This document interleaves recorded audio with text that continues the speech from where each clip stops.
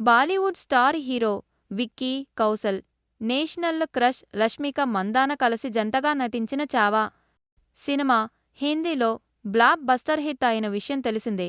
అయితే Telugu audience request చేయడంతో ఈ సినిమాని శుక్రవారం ఫిబ్రవరి 7 తెలుగు వెర్షన్ రిలీజ్ చేశారు. అయితే మరాఠా యోధుడు ఛత్రపతి శివాజీ మహారాజ్ తనయుడు సంభాజీ మహారాజ్ జీవితగాథ ఆధారంగా ఈ సినిమాని బాలీవుడ్ ప్రముఖ డైరెక్టర్ లక్ష్మణ్ ఉటేకర్ తెరకెక్కించాడు. బాలీవుడ్ భారీ రెస్పాన్స్ అందుకున్న ఈ సినిమా తెలుగులో కూడా డీసెంట్ ఓపెనింగ్ సాధించింది. అయితే టాలీవుడ్ సినీ వర్గాల సమాచారం ప్రకారం 2 తెలుగు రాష్ట్రాల్లో మొదటి రోజు రూ. 3 కోట్లు గ్రాస్ పైగా కలెక్ట్ చేసినట్లు తెలుస్తోంది.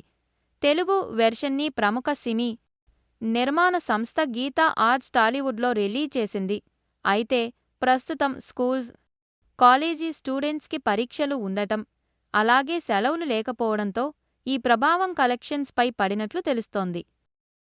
దీంతో సినిమా కంటెంట్ బాగున్నప్పటికీ రిలీజ్ చేసిన టైం రాంగ్ అని కొందరు అభిప్రాయం వ్యక్తం చేస్తున్నారు.